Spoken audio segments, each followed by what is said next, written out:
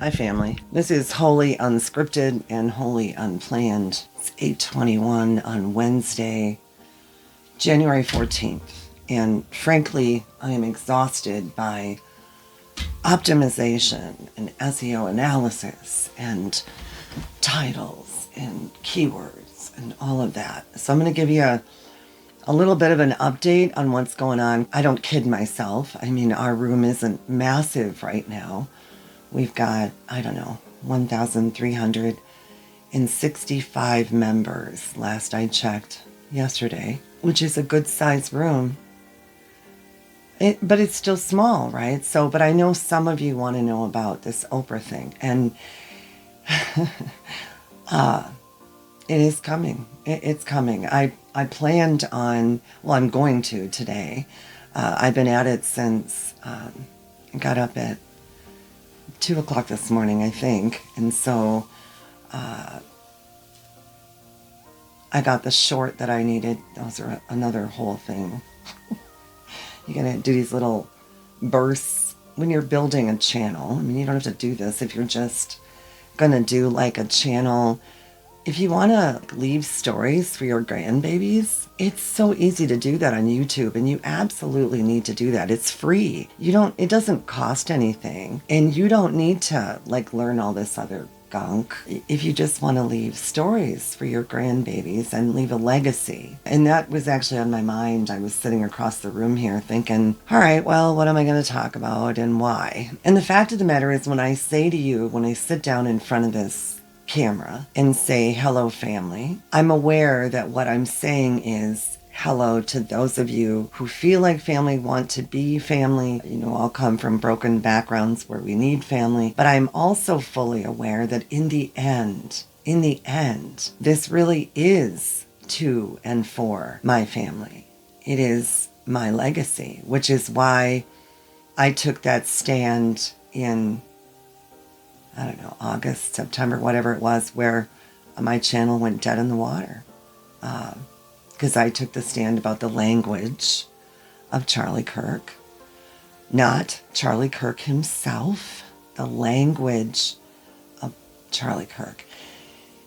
And I said then, and I'll say it again, because I think, without question, when I do the Oprah estrangement response, I'm going to piss some people off. Probably on all sides, I guess. I think that's the only way compromise works, really. But we can't have it both ways. The fact of the matter is, and this is why I'm so exhausted right now. I mean, one of the reasons I'm so exhausted is I am just so over the willful ignorance of always thinking this is about politics. This has never, for me, been about politics. And in fact, until this all happened, where insanity took over, gaslighting took over. And let me just give you a visual of this that everyone can understand.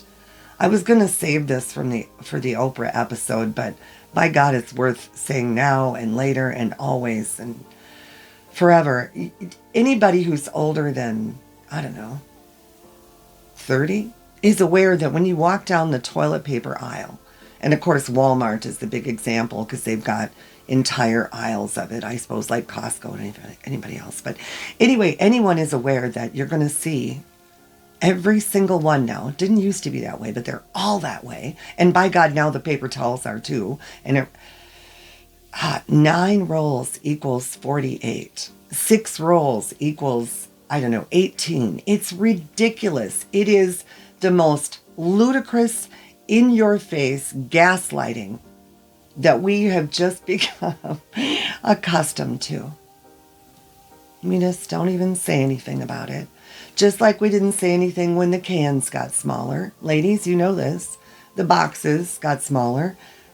We're just supposed to pretend none of that happened, right? But it did. It does. All the time. That's what gaslighting is. And when you feel something in your gut,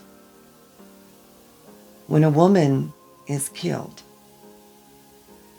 and you know in your gut what happened, you know what happened, because so many of us have experienced that kind of male response to perceived non-compliance. And I mean 100% compliance. I've worded that very carefully, but every last one of you knows exactly what I mean. And if you don't, if you are one of those Stepford wives, go elsewhere. You don't belong here. You do not belong among empowered women. I don't want you here. I'm too damn old for that crap. Women carrying buckets. No. Just so they can have a higher position. No. Nope. The time for that is long over. Our families are fractured. 27% is what that Cornell study on Oprah said. I frankly think it's higher, but what do I know? I've only been doing this estrangement thing. I've been doing it since it was alienation, right? Way back when in the, as Oprah called them, the aughts. And then it became estrangement. Then it was ghosting. And now it's no contact. It just depends on the kid and the label and the person. And oh my God, it's exhausting. It's so effing exhausting, and I'm so over it, as I know the mothers and the grandmothers are as well. I've watched this. I've been a part of this tsunami-sized wave. That's why I called it The Reckoning, because I have been a part of this since, well, I've been documenting it since 2009 when I started the very first grandparents grief group on Facebook. It was the very first one. I went out there was no one. Oh, gosh, it was so lonely. But I've been documenting it this whole time, and I can tell you, it's caught on like wildfire, and I'm going to show you why it caught on like wildfire, and you're going to get really pissed when I show you what happened. You are going to get so angry and filled with grief and rage, and I know you will. But here's the thing, it also empowers us. And like I said, I've seen it going on now for quite a long time. That it's been coming in. I mean, we were tossed out into this exile, and it happened increasingly so. And Oprah said on her estrangement episode that was uploaded, November 25th to YouTube, and then they shut down commenting within 2 days. Just boom, thousands and thousands and thousands of comments just disappeared. So the grandmothers got silenced again, you know. She didn't know what she was opening up. She had no idea. None. That was a huge can of worms that shocked the hell out of her and her entire editorial team. They're still trying to decide what the hell to do about it. She made a statement. Well, we'll talk about that in the Oprah episode. Anyway, so you can't have it both ways. And I don't give I don't care. If you get angry because I say that we need to start having different leadership and you make it about politics, go somewhere else. Just do it. Because I'll let you have one comment and then you'll be gone. And the thing about YouTube, which is just hysterical, I mean, I know why they do it now. I was just surprised by it. But they do it because they want people to watch, right? So when you get blocked or banned, or it's called hide user is what it's called when you're a channel creator. You can still see the channel. You can still watch the channel because they want the numbers to go up. You just can't comment, or I believe what it says is that you can comment and it will look like you're commenting, but nobody can see your comment, so you virtually will get no reaction to it. I actually myself find that a little amusing because I certainly have taken a lot. I don't know about you. Yes, I do. We take so much. I mean, I cannot tell you how many times I was blocked and stomped on. So to know, it's like, holy cow, which probably is a good thing. I mean, you know, because if they can watch, maybe they'll learn. All you can do is plant a seed, I guess. That's all. But I just don't have time for, particularly women who carry buckets of water for men so they can sit higher. No, you do not want to step into my arena. We will dance and it will not be pretty, I guarantee you. So that's been on my mind a lot. You know, the fact that I didn't know this woman's name, and now Renee Nicole Good, a mother, a young woman with an incredible sense of humor, whose last words were, dude, I'm not mad at you. And now, because the fox is in charge of the hen house, there's no, oh, that's where we've all been before, isn't it? The powerlessness of it all.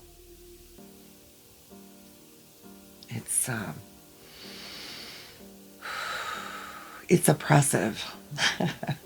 It is suffocating. Where's my glasses? I had notes. What the hell did I do with them? Oh. Hang on. Oprah response. Yeah, so I have my whole... it just hang in there with me. You've waited this long, right? And it's going to be thorough. I will not throw something out there that's not thorough. And this really is, it really is like the equivalent of a thesis. Honest to God. Oh yeah, exhausted by the screams of politics. I'm just so over that. Do not even bring that to my space. Don't do it. And this has never been about politics. I've said over and over and over again, get someone else. That's all. Just get someone else. Someone, with some decency. When you're an estranged mother or grandmother out in the audience, you already know this to be true. You can't condone his behavior and then wonder why your kids act the way they do. It just doesn't work. So, you can't call women piggies, and you can't flip off the bird as the President of the United States of America and not expect that to affect our adult littles. People have to start speaking up, because everybody's standing around going, oh my God, what happened? Oh no. Yeah. You got to start speaking up. It's the only way that the only people who can make the difference are going to know. I'll just leave it at that. I am of service because this is something else that I've also shared many times.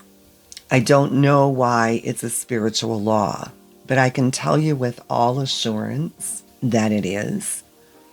Those of us who have addictive personalities, and I guess if you have one, you don't really need me to explain what it is. And if you don't have one, I really can't explain it to your satisfaction. I remember my bonus mom, it was so funny. She would just not understand. She'd go, Deb, I don't understand. Why can't you just have a drink or two, right?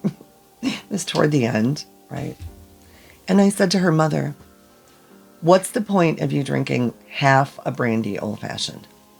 Why? So that's what I mean. You come from different tribes, and God love her, she tried. But, so anyway, my sponsor, God, I loved her, Sharon. Miss that woman. She was as tough as they come from Chicago, but gentle. She knew I did not need to be beaten on. I had already been beaten on. But she said to me, Deb, listen, our kind of woman, we get invited out on a date and we bring along the wedding dress. And that is so true.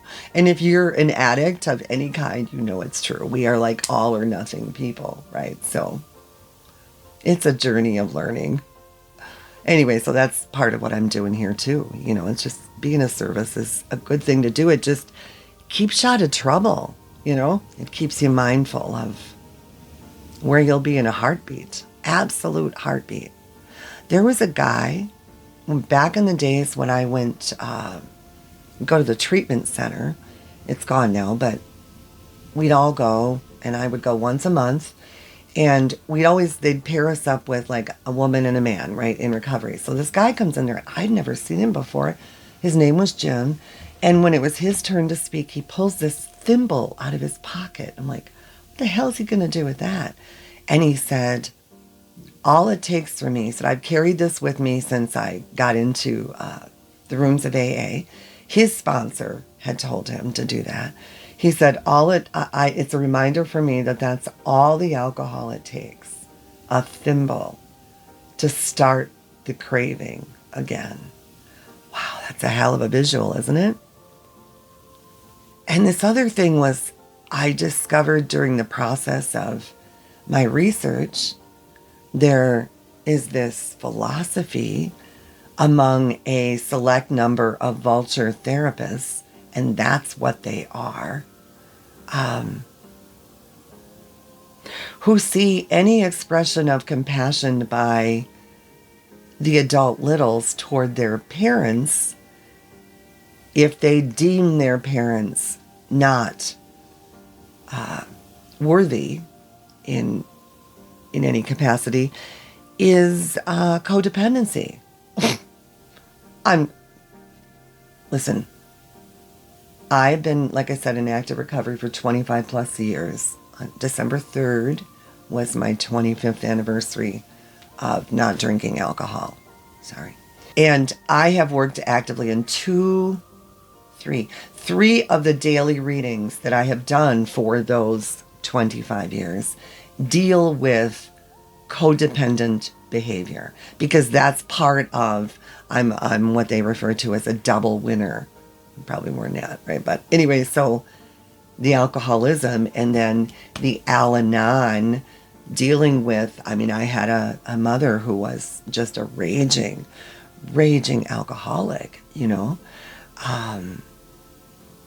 my biological mother. And so nature and nurture. Anyhow, we're very intense people. We feel deeply. We have a laser focus, hypersensitivity to our surroundings. We're very attuned. I cannot tell you about the science behind that. I'm not sure anyone can. Maybe they can, but I do know this. It is a fact. When they tell you that you should pay attention to children and dogs if they don't like somebody, yeah, they're not kidding. There's something to that. And that's what being an empath is. I think probably all children are born empaths, and then it's just like all these layers get put around them, and then they just forget who they are. Maybe those of us who are traumatized, maybe that's the reason the layers don't go on. I don't know, sounds as good as any other explanation, I guess. So there are millions of estranged grandparents on the holidays, and I calculated on Christmas there were, I believe it was 300, or was it 1,386,000 grandparents living alone like me on Christmas. And so I felt that was a big delay of the Oprah release, is that there was such an overwhelming weight.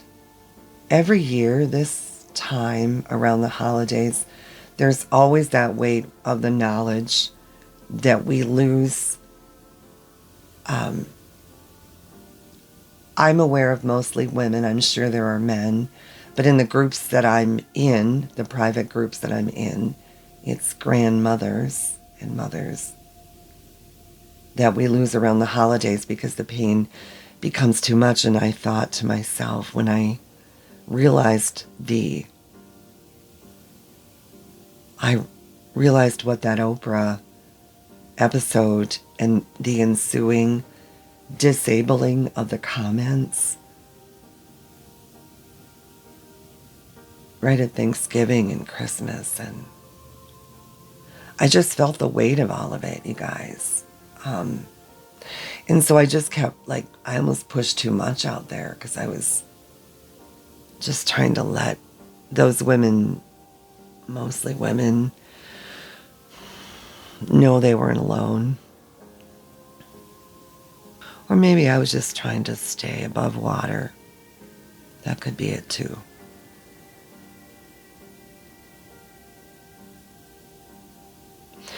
Anyway, this is a rare episode in which I'm not really, there's no structure.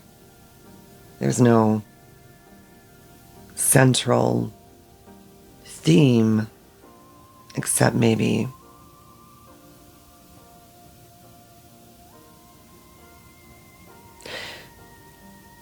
our country's in a lot of trouble, you guys.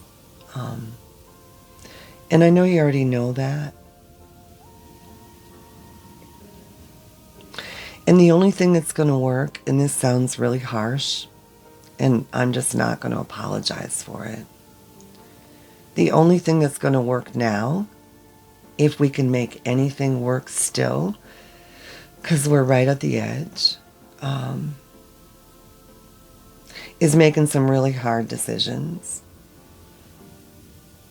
and becoming accountable for our part. And not focusing on the past, but determining that we're just going to start from this moment here. And just so you know, boomer women, and this is something I'm going to cover in my Oprah response episode, which, God help me, is coming in the next several days. You have the power of the purse. Do you understand? Let me just give you a broad view of this. You are retired, and at least 40% of you still have, I do believe that's a higher number right now at this age, still have husbands. So you have your double income. You also have husbands who have been, no doubt, infuriated inside because they love their wives. And husbands always want to fix things for their wives. And for a very long time now, they haven't been able to do anything for you but hear you cry and wail and try with everything that you can to figure out how to fix something that has been unfixable. So you have a man who also has a checkbook with you. And what I'm saying is that all of you together have a lot of power. Do you understand? Now I'm hoping that when I make the presentation, it is not necessary to use that power. My preference would be that we find common ground with the, well, I'll just say it, Oprah's boss. His name is David. I can never say his last name right. That's not an insult. There's a lot of stuff going on in here. It's like a sponge just falls out, you know. Good thing I have it all on paper. Anyway, he is a decent man. I've done some research. He's been married 30 years. He's a family man. He is a businessman, of course, but he has made some bad business decisions trying to make a change, and so he needs the power of the purse. And while Oprah doesn't own her own network anymore, she does own a 5% stake, and she also has the power to walk into his office and sit down in his chair and get his ear. So, I will leave you with that. I've spent hundreds of hours on this project, and there's been an awful lot that's happened in between. And the Renee Good thing.